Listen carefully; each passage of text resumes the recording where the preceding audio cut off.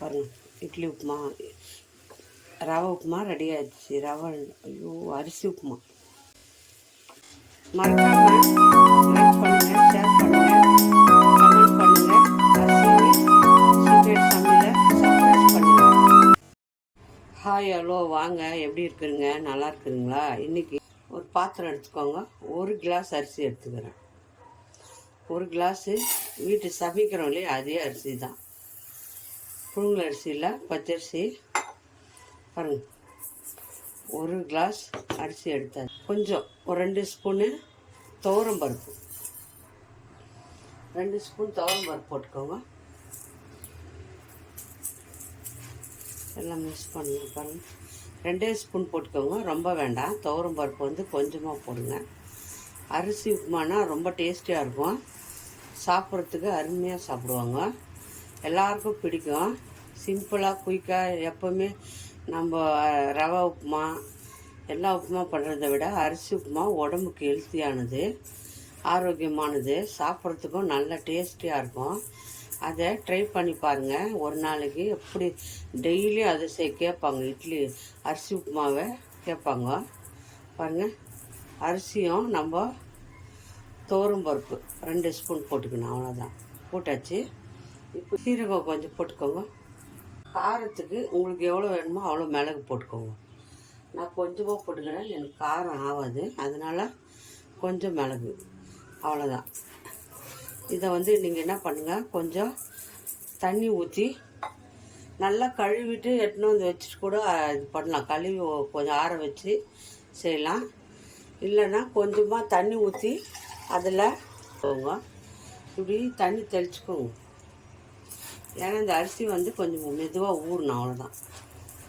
அதுக்காக இப்படி லைட்டாக கொஞ்சமாக ஒரு கையில் வந்து இப்படி தெளித்து இப்படி இப்படி ஊற வைக்கணும், அவ்வளோதான். இதை வந்து ஒரு 10 நிமிஷம் ஊற வச்சுருங்க.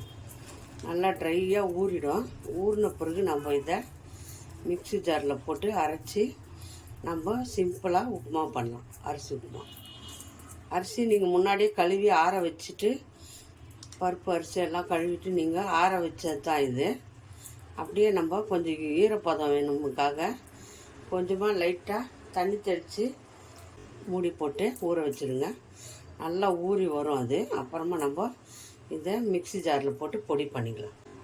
நம்ம ஒரு 5 நிமிஷம் ஊற வச்சோம். நல்லா கொஞ்சம் தண்ணி தெளித்து அரிசியை ஊறணும். பாருங்கள், இந்த மாதிரி ஆயிடணும் அரிசி.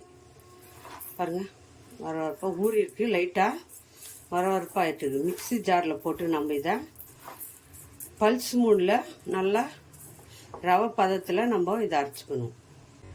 நான் இதில் போட்டேன், இதில் நான் அரைச்சிட்டு வரேன். பல்ஸ் மூடில் பாருங்கள், இந்த மாதிரி சொரன்னு அரைச்சிக்கணும். நைஸாக அடிச்சிடாதுங்க, ரவை மாதிரி இருக்கணும். பார்த்தீங்களா, ரவை மாதிரி இருக்குது. இதை நம்ம இப்போ உப்புமா செய்யலாம். அரிசி உப்புமா வச்சுக்கோங்க. நம்ம அரிசி உப்புமா பண்ண போகிறோம். பாருங்கள், கடாயில் கொஞ்சம் ஆயில் ஊற்றிக்கோங்க. ஆயில் ஊற்றிட்டு கொஞ்சம் சீரகம் போட்டுக்கோங்க. பாருங்கள், சீரகம் பொரிஞ்சு வருது. நான் வந்து அரிசியில் வந்து மிளகு போட்டுக்கிறேன், அதனால் நான் 2 காஞ்ச மிளகா போட்டுக்கிறேன்.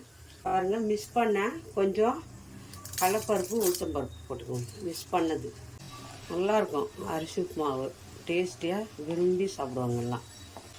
கலர் வந்துட்டோம், நம்ம கலர் வந்துடுச்சு. நல்லா பொடியாக நறுக்குனா வெங்காயம் ஒரு 2 வெங்காயம் போட்டுக்கோங்க. நல்லா வதங்கி வந்துடுச்சு. இப்போது நான் அரிசி எடுத்தேன் இல்லையா, பாருங்கள், அரிசி எடுத்தது இந்த கிளாஸு. இந்த கிளாஸில் 3 கிளாஸ் தண்ணி ஊற்றிக்கோங்க. 3 கிளாஸு தண்ணி ஊற்றிக்கோங்க.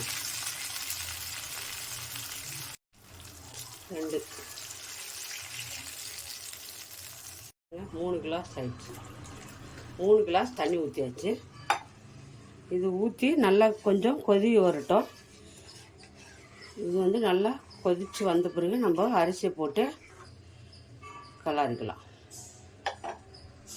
பாருங்கள், ஒரு மூடி போட்டு கொதிக்க விடுங்க. கொதிச்ச பிறகு நம்ம உப்பு சரியாக தான் பார்த்துட்டு நம்ம பாருங்கள் தண்ணி கொதிக்குது.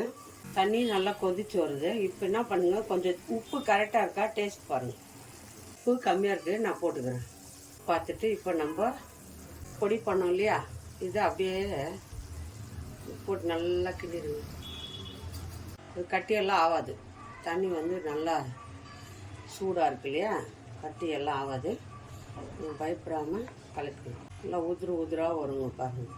உதிர நல்லா வந்து கலக்கிட்டு சிம் பண்ணிவிட்டு ஒரு 5 நிமிஷம் நல்லா மூடி வச்சுருங்க. அந்த அரிசி வெந்து வந்துடும். அப்போது நல்லா உப்புமா வந்து பழப்பழன்னு வரும். நல்லா வெந்து வரட்டும். 5 நிமிஷம் மூடி வைங்க. பாருங்கள்,